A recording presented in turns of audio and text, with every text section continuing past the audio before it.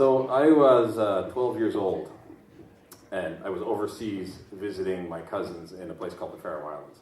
It's a small archipelago in the North Atlantic in between Iceland and Scotland.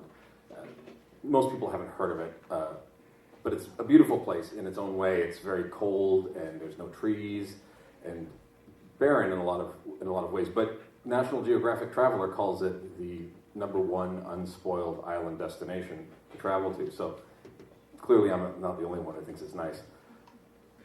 I was staying with my cousin, and it was a beautiful day, unnaturally sunny. And some friends of ours and I, my cousin, we decided to climb the mountain in our backyard. And we were about 2/3 of the way up, maybe a couple hundred feet, and we decided to stop, have a rest. And we were sitting on this grassy slope, just looking out. It was beautiful. You could see forever. And then suddenly my cousin yells out, "Grand!" And everybody's eyes looked to the ocean.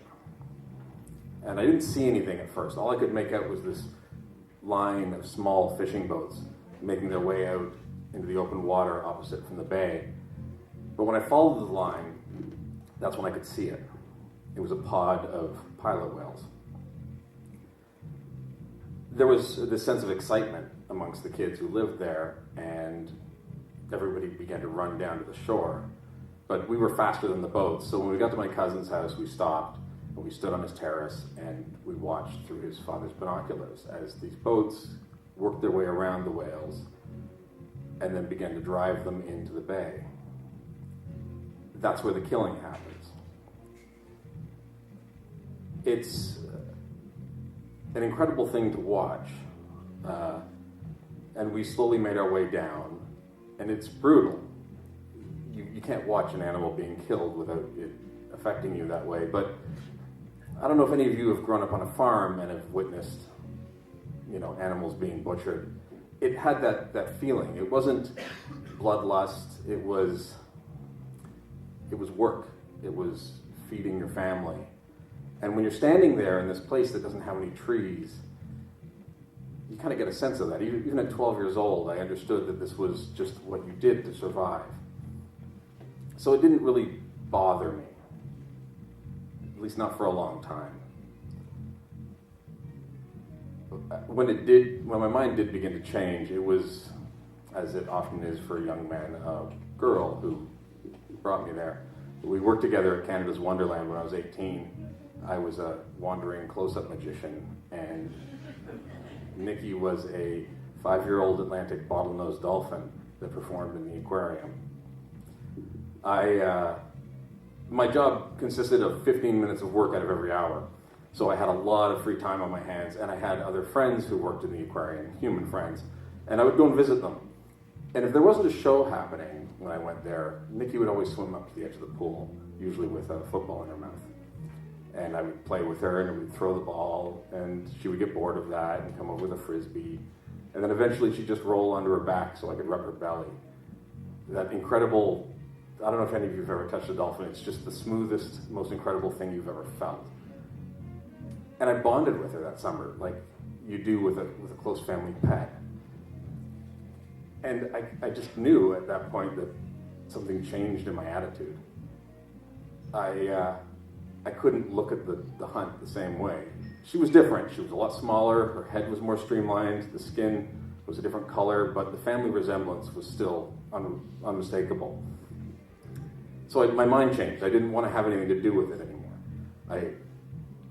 It wasn't a hard decision for me. I live here. I'm removed from it. And although I have eaten whale, I never really liked it. So it wasn't like I was giving up bacon or something like that. The thing that makes it difficult for me is the internet. Because at least once a year, it used to be emails, now it's posts on Facebook. Somebody will post this message about the Faroese whale hunt. And it's always against it, which is something I agree with. I don't like this practice. But it's pretty much the only thing about these posts that I do agree with. Because everything else, almost everything else, is completely false. They talk about the Faroese whaling fleet committing atrocities worse than the Japanese whaling fleet. I'm not making any comment on what the Japanese people do. I honestly don't really know. But there is no Faroese whaling fleet. It's against Faroese law to make any money off of this. This is local fishermen. This is villagers getting together and doing a practice that they've used to feed their families for almost a century. They claim that it's done for sport, or that it's a coming of age, a rite of passage. It's not.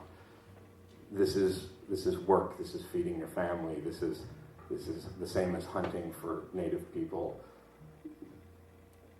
They say that these are endangered species. To the best of my knowledge, to the best of my research, apparently they're not.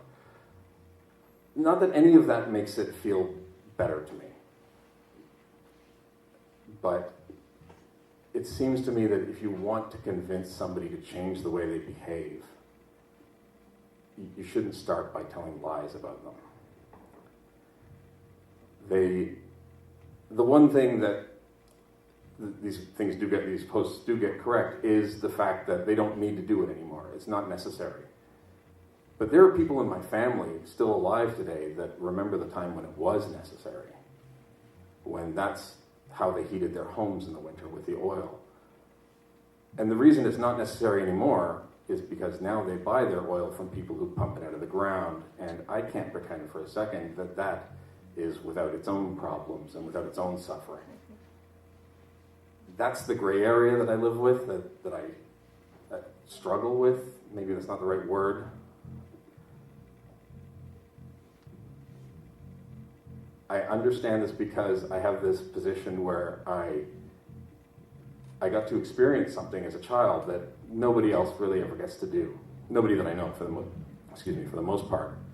But and also I got to bond with a dolphin, which a lot of people don't get to do either. And sometimes I wish I could forget like one half of that, because it would make things so much easier. But that just doesn't seem right to me. Thanks.